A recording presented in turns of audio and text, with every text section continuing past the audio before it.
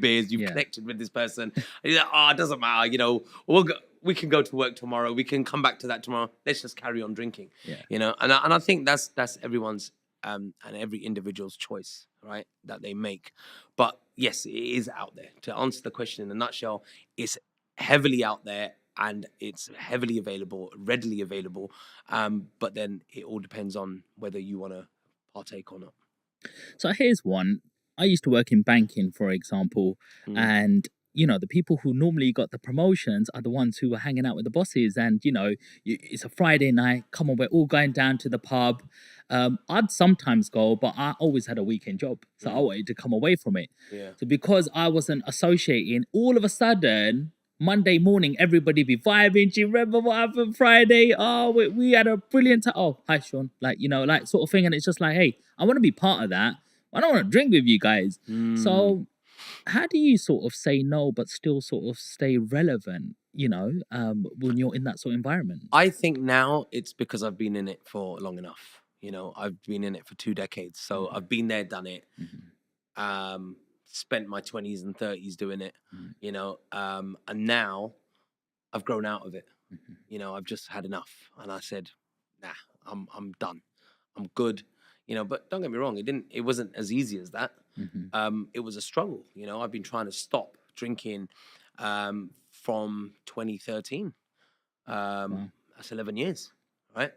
So it was always in my head that, I want to consciously make an effort to cut down or stop.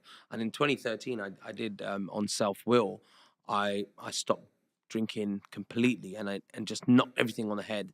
And then after that year, it was like, okay, I can do this. I'm not that bad. I've got control. So then I went back out, right? And it wasn't like a thing that I was doing forever. I wasn't going to give up forever at that point.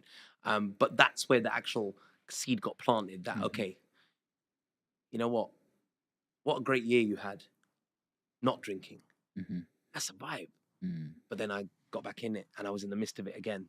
And then you kind of like, you just don't think about coming off or whatever, things change and you're back in the party scene and you're back on the vibe and traveling and everywhere you go, it's like, Budgie, what do you want? Yeah. And, what can we get you? But now it's not like that, man. I made a conscious decision on October the 15th, 2021, that I will never drink again. And I admitted myself into AA. And that for me was my turning point because I'd done AA before for a year. And then I thought I'd cracked it and I thought, yeah, I can do this again. I'm not that bad. Yeah. I've got control. And what is AA? Alcoholics Anonymous. Okay. So how does a that lot work? of people, even myself, I didn't even know what it was until my friends recommended it to me and they said, bro, you need to chill out, man. Like you going hard, and it's not a good look. So how was you performing? I never drank before I went on stage. Right. So I had some discipline. Yes. So my thing was that before I go on stage, I don't have a drop. But after, we party. And it could be that we don't even, no, it wasn't that it could be. There was a rule that we don't party at the venue where we're performing. We might have one drink just to be nice, just loosen to yourself socialize, up. loosen up a bit, have a beer Yeah. with the promoter. Thank Yeah. you, nice one. Have the beer and exit. Yeah. And that gives you that a little bit more star quality, a bit more respect. They think, yeah, guy came in, he smashed it, he left. And that gives you that, you know what I mean? Like, okay, I want to book this guy. Because if you come there and then you're like, all over the shop and you're smashed and, you're talking crap, people are going to look at you like, okay, I'm not, you can leave a bad taste in people's mouths, you know what I mean? And that can result in them not booking you again. And that's my bread and butter. Yeah. If I upset my promoter, he's going to tell 3 other promoters. So the work starts slowing down, you know what I mean? So you got to stay on top, at least in that way, that you make sure that you're doing things but you're still working and you're still working smart, you know what I mean? So that's what I did. I just never took a drop of alcohol before I went on stage, but I did. I partied hard, to the point where it was like almost like, burning the candle at both ends, which is not always a good look, but it's not like that. A situation I was faced with when I was competing, I stayed off alcohol for a certain Competing period in. in immense physique. Oh Yeah, so wow. I Okay. did a bodybuilding back in 2019, Oh, brilliant. but that was just a challenge because I was always fat boy, Right. and it was always I was fat boy Mm. until I stupidly had to get on stage in front of 700 people to perform this routine that took me like 3 years to like bulk up and then shred and stuff. So I started sort of doing this bodybuilding, and obviously there's a lot of calories in Yeah. drink. And so I used to, in our Sikh community, we go around people's houses, and the first thing they're saying, "Botal kholi," you know, what you having? But vodka, whiskey, what kind of guy you are? And all of a sudden, when I'm like, I don't drink, everyone's like, huh? What do you mean you don't drink? Yeah. Come on, Kush Bila, you know, have something to drink. And I'm like, nah, seriously, I'm good. And then they'll ask you 10 times, and you're just Yeah. like, I feel like giving in now. Oh, go on, just one. What's one? But you know, It's never one. if you bust the seal on one, Yeah. and they've got the in as well, they go, now that's it, you've had one now, you might as well have more. There's a lot of family pressure as well. Yes, like there is, yeah. and this sort of culture of you have to have a drink. Yeah. If you don't drink, you're not fun. Yeah. You're not part of us. Yeah. Did I have I upset you? That's why you don't have a drink with me. Yeah, yeah. You know. That's when they've had a few. It gets to that stage then, doesn't it? Yeah. How Oh, do you you- don't like me, do you? Yeah.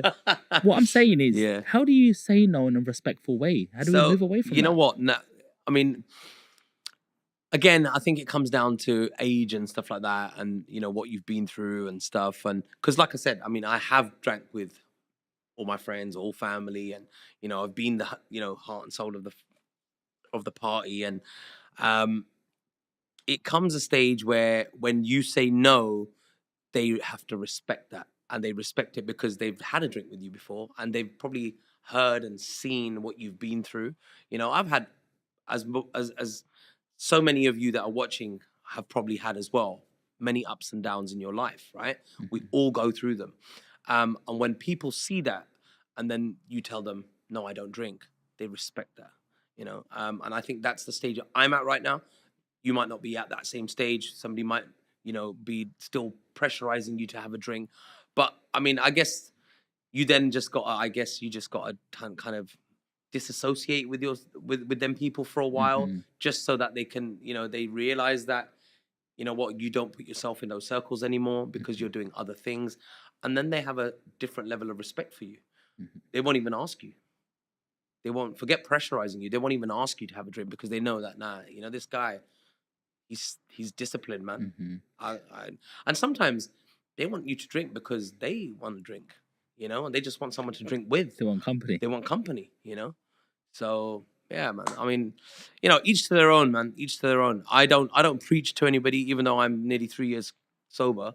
I don't say to anyone, "Oh, you shouldn't drink," and "Oh, you should be like me." I never do that, man, because you know everyone's on their own journey. You know what I mean? And if they're okay with drinking, then that's cool. You know, that's cool with me. But for me, I know if I go to places, they'll say, "Oh, what would you like to drink? Can I get you a mocktail? Can I get you a cocktail, a beer?" And I was like, "Nah, I'm allergic to that stuff." You know, I make fun of it now. Yeah. You know, because I'm comfortable with that. You know, and people that I sit with and my mates, my best mates, they all still drink. Yeah. And we'll go out for a meal and we'll sit down and they'll order beer and I'll have a Diet Coke. You know, and we're cool.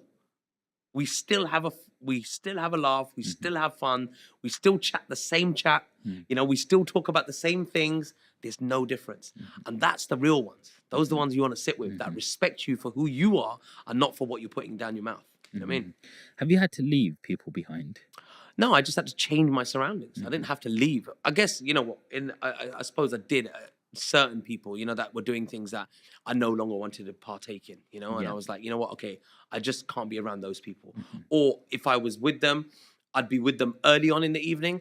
But then when I can see that, okay, right now, it's got to a point where now things are going to escalate to a different stage, I know when to exit because I was part of that before, you know, so I can see it all happening and unfolding around me. And now I just, you know, vacate and I just leave. I just, and that is just, you know, you just got to be more aware of your own surroundings. Don't worry about what's going on. And they're not going to miss it. You know, if you actually exit and after about 5 minutes, they'll be like, where's he gone?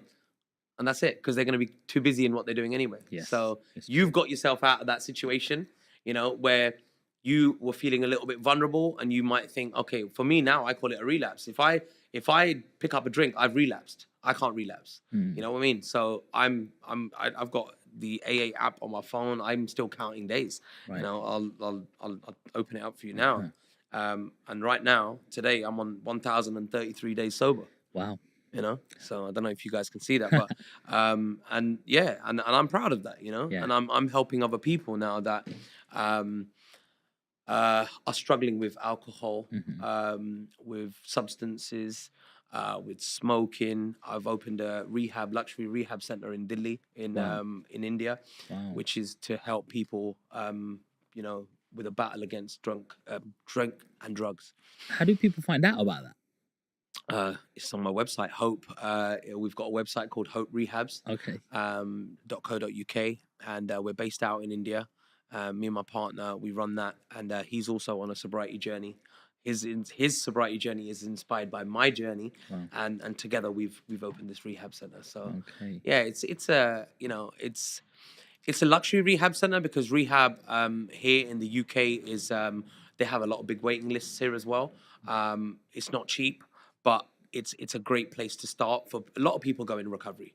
You know, a lot of people do use recovery centers because sometimes they need to step away from their situation. They find it very difficult to try and give up on their doorstep. You know, and they need to detach themselves and they check themselves into a rehab center. Ours is one step further. You know, you need to relocate. You need to get away from everything and everyone, even your family, your immediate family, your wife, your kids, because you're now in that much of a deep situation. You know, so we've got that facility there. So yeah, if you know anyone, then please do mention it to them. Go check it out. But we also want to open one in Punjab because Punjab is a big problem. But that one we're trying to open as a self-funded one. So because we know that there's a lot of issues with drink and drugs in A lot of India, in drugs. Punjab, Yeah. that not everybody can afford to go to a luxury rehab center. And we want to try and just get people in there, which is self-funded. And we're working on that to get other funding as well from other avenues and government and stuff like that. That's something that is in the pipeline, but that will be completely free for the actual client. We'll be able to get them in there, try and give them a detox for a month, give them another month clean and sober, and 8 weeks under their belt, and then put them back into their, you know, into their comfort zone with their family, where it's now a better place to be, and they can kind of try and provide for them rather than taking away from them. So If that's what we're trying somebody's to at do. a place right now, maybe Yeah. they're not ready for AA and they think, I don't really actually have much of a problem. Maybe I do have a couple too many. Yeah. What are just three tips off the top of your head that you would give a little bit of advice and go, make sure you're mindful or do these three things? Do you know what it is? I don't even think it goes as far as three. I can tell you that in one. Um, the only thing that anybody needs to recognize if they have a problem is just to admit it to themselves. And if you admit that you have a problem, that's the first step to you needing to do something about it. Because until you don't admit you've got a problem, how can you make any changes to it, right? People are afraid. But then that is that part. Yeah. That getting over the fear to admit it. Right? People are afraid of failure. They're afraid of being a failure. Yeah. They fail embarrassed. Yeah. Again, what I would say is that admitting that you have a problem is not a weakness; it's a strength. You know. So all of those other things are part of you then still coming to that pinnacle point of going, yes, I have a problem, and admitting it. Because the moment you admit something, that's when you can make a change to it, right? And until you don't admit, if you think, yeah, nah, I'm all right, I only have a few, I'm okay, it's cool. But then, you know what? When you stand and look in the mirror and you look at that guy and you go, you know what, man, I need to do something about this. I've actually got a problem. That's the point where you can go, well, now I can do something about it because I've just admitted it to myself. And, you know, all of those things that you said, those are natural. Those are natural things to occur with anyone. I've just been on the phone. On the way here, I was on the phone to somebody who had all of those things going on. Bro, I'm scared. I know I've got a problem. I know I need help. I saw your podcast. I did a podcast not so long ago, right? Last year we did it. It just came out recently. Okay. And a lot of people have been watching that. And they're saying, bro, that resonated with me so much. Like the things that you said ticked every box of mine. and I just wanted to reach out to you. And I said, yeah. He said, but, and in the end, he was like, thank you so much. I owe you one. I said, nah, man, you don't owe me nothing. I said, he goes, no, but your time. I said, nah. I said, you know what you've just done there has made me stronger. By me talking to you has given me another day of sobriety, because now that conversation has given me strength, because not sounding in a bad way, but I don't want to be back in that place where that guy is. That guy is broken. He's at rock bottom. I was there one day. And when you're at rock bottom, man, that's when you know that you need to do something about it. So fear, anxiety, all of that, pride, that will all come in front of it, but it all gets taken away when you go, I've got a problem, I need to do something about it. That is the first step of recovery. How do you deal with failure? You know what? It's all part of life, man. It's about how you come back from it. Everybody has to fail to come back stronger. That's how I see it. Failure is not a bad thing. Failure makes you the person you are. I am who I am today because of all the things that I failed at. All my ups and downs that I had has made me the guy that I am. And I believe that I'm probably not. And you can never say, I think it'll be too overconfident to say I'm 100% perfect. No one's perfect. Nobody can ever be perfect. But I'm the best version of myself today. I can confidently say that, I am really working hard on becoming a better person every day. I can always do something a little bit better than I did yesterday. Do you know what I mean? And failure is all part of that, man. It's all part of it. We have to fail. It's part of it. My kids, I got 3 kids, and I say to them, listen, don't worry about it. I said, if you can't do something, don't say, like, they'll watch something, right? And they'll say, oh, I wish I could do that. And I'll stop them and I say, no, don't say, I wish I could do that. Say, how can I do that? There's a difference. It's about training your mind, you know what I'm saying? 100%. And failure isn't failure, man. Failure is part of the process of getting better. That's what it is. Absolutely. How is your faith? Or do you believe in? I'm spiritual. Okay. Yeah. What does that mean? I'm very spiritual, connected. Obviously, as you can see, I'm Sikh, but I'm not a baptized Sikh, right? So I'm not religious. I don't wear a bug. I don't have gish. I don't have a kirpan. So that is a baptized Sikh, right? But I pray. I have a higher power. My Vaheguru is my higher power. Yeah. I do my part. I do a gratitude list, and that is me spiritually connecting to my higher power. For me, my higher power is Vaheguru, is God, right? But for some people, their higher power could be anything. It could be a passed away grandparent. That could be their higher power. That could be their guardian angel. That it could be anything. Do you know what I mean? Have you done any pilgrimages? Yes, I have done pilgrimage. I went to Himkond Sahib in 2000. Okay, educate me because I don't know about this place. Okay, so Himkond Sahib is it's a Sikh temple, which is in I believe it's in, I think if I'm remember correctly, it's in Uttar Pradesh, right? And it's 18,000 feet above sea level. It's in the mountains, and it's a 3-day pilgrimage. It takes 3 days to get there, and this is where Guru Gobind Singh Ji did his tapasya. And it's a very, very sacred and holy place. They have 5 Nishan Sahib on the mountain tops. You're very lucky if you can see them all on the same day. The Nishan Sahib is our holy flag. Yeah. And Nishan Sahib is a flag which you'll see at every Sikh temple, which is in orange, in the color of orange. And so they have 5 of those around there. There's a temple there, and it's always covered in snow. The paths have to be cleared. There's certain times a year where you can't even actually get up there. But it's all done from seva. There's no it's all just community seva. And what does seva mean? Seva is charity. Selfless charity, basically, where you give without any reward. It was a beautiful experience. I went with my parents, and I actually came back from that pilgrimage, and I said to my mum at that time, I said, "Mum, main Amrit Chakna," and Amrit Chakna means that I want to become a baptized Sikh. And she was like, it's just giving me goosebumps now that I just said that, because I'm spiritually connected, and I feel this connection with God. There is something within me, and even like being able to give up alcohol and substances and stuff like that. I believe that's not just me. That's God giving me the power to do it. Because not everybody makes it back into recovery. Not everybody gets the chance to come off stuff because it's too late. Do you believe in like spirits, like good, evil? Yeah. I believe there's angel. I believe there's a devil. I believe there's good spirits. There's bad spirits. I believe all of that stuff, man. Any experiences yourself? So my pilgrimage, when I went on my pilgrimage, I felt such a huge connection. That's like I said, I felt like taking Amrit, and I had a voice in my head, and I was speaking. It was like I was, well, it wasn't even like I was speaking to Guru Gobind Singh Ji. He was Really? talking to me in my head, telling me what to do. And I used to have asthma. I still have got it, but at that time, it went away for a while. I threw my inhaler away and everything, like because he told me to. And it's weird. Like if I like, I speak to some people and they'll go, "That's crazy, bro. What are you talking about?" Nah. I'm like, well, that's my experience.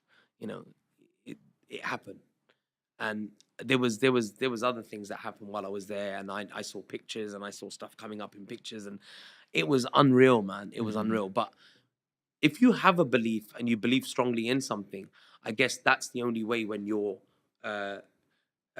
certain chakras open and certain parts of your brain open up to it. If you keep those things shut down anyway, you're not going to believe and you're not going to see anything. You're not going to let anything in. You have to kind of be in that kind of vibe, in that kind of space to allow these things to come into your life. Do you meditate? I do, yeah, I do in the mornings. Not for long, maybe like a minute or so, but I've always found that quite hard to kind of sit. Well, so from 3 years ago, when I used to party, I used to find it very hard to sit in my own space. Right, I couldn't sit still.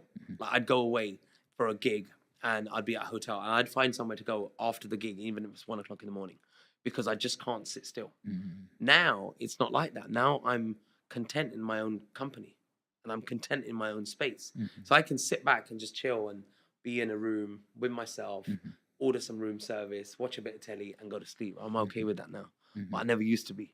You do seem like you're 100 miles per hour sometimes. You're not like Yeah. ADHD or anything like that. Like I don't know. I mean, it's like that's an ability. Yeah. An ability where the school system says, that's a disability. You have this issue, that problem.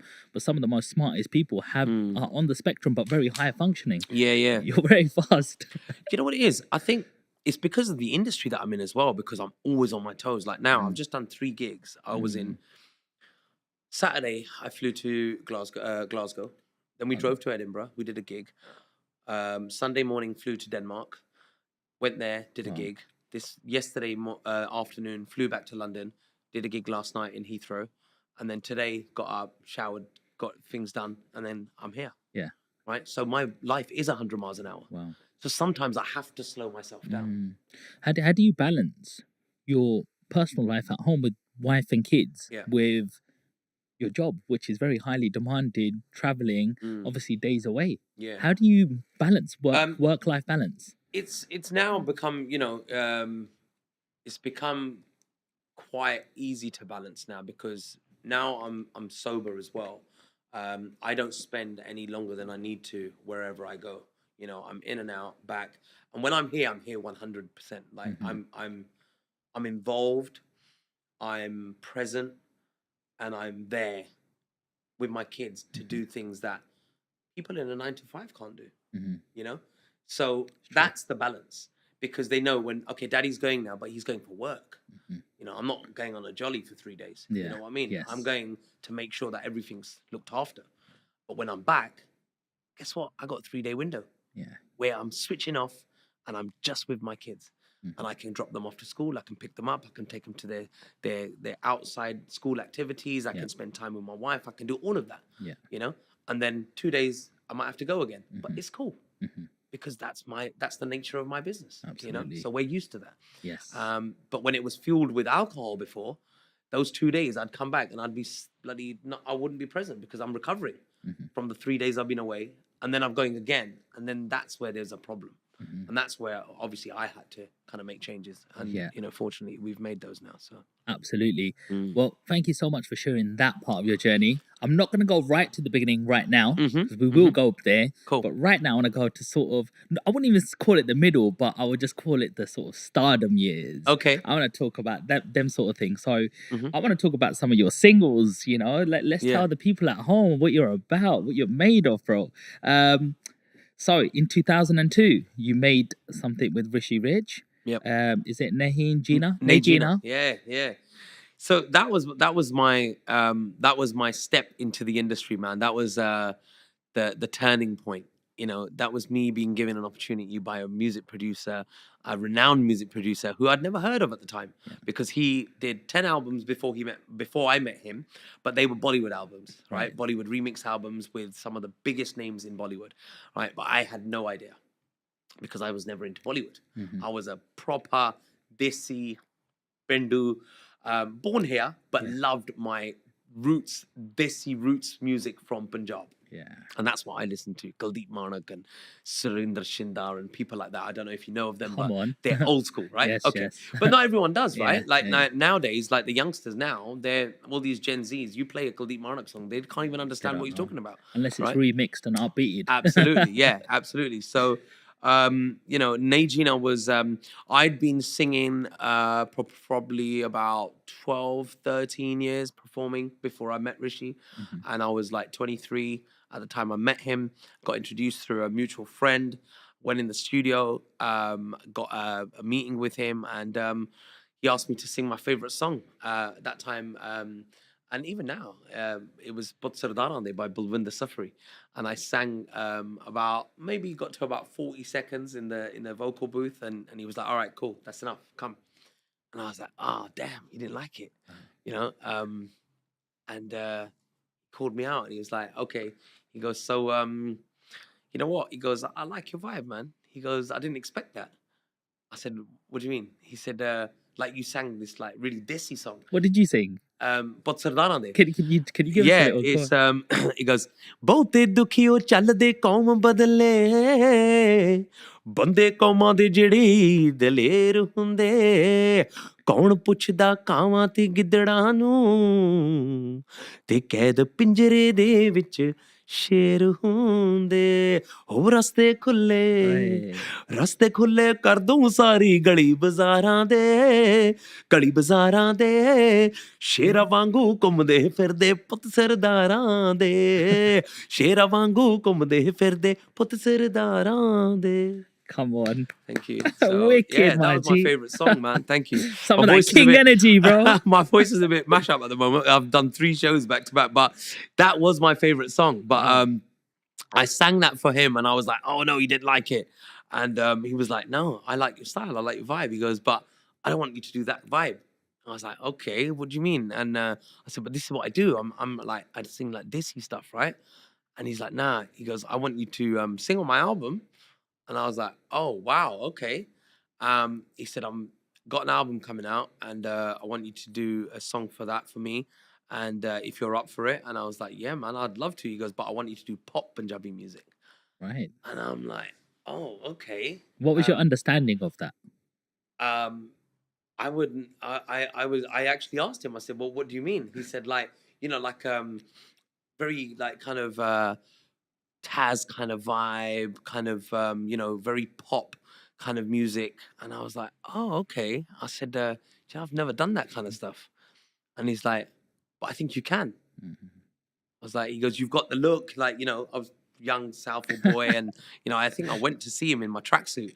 And he was like, yeah. He goes, I like that vibe. And I think you'll be good at pop music rather than that Desi stuff. He goes, and to be fair, if you do Desi stuff, at that time, Desi music was quite big. And he said, everyone's doing Desi stuff, right? All the old singers are like quite big right now. They're big with their whole Desi vibe. He goes, and to get recognized, you got to go against the grain, right? Come with something different, something fresh. And I was like, okay. I said, all right, look, man, look, it's for your album. You know what you're doing. Right, I'm confident. I'm just very grateful that you've asked me to sing on your album. So let's do it. And he's like, all right, cool. He goes, when can you come back? And I think I went to see him on a Sunday, and I said, "You tell me." He goes, "Okay." He goes, "Come back in on Wednesday." He goes, "I'm gonna call a writer." He goes, "Can you write?" And I went, "Nah, I've never written a song in my life." And he went, "Okay." He goes, "Come in on Wednesday. I'll call a writer down, and we'll do a studio session." I was like, "Okay, cool." So went back in on the Wednesday, and he called this guy. His name's Daljit from East London, and he went by the name of Iceman Dudley, right? And so he wrote songs. He came in, and that day, funny enough, he had writer's block, right? So he couldn't come up with anything. He couldn't think of anything. And Rishi had made this beat. He'd played some stuff on the keys, and he'd made a little guide beat. And he's like, I'm feeling this kind of write something to this, right? And the guy's walking around, pacing up and down the room, and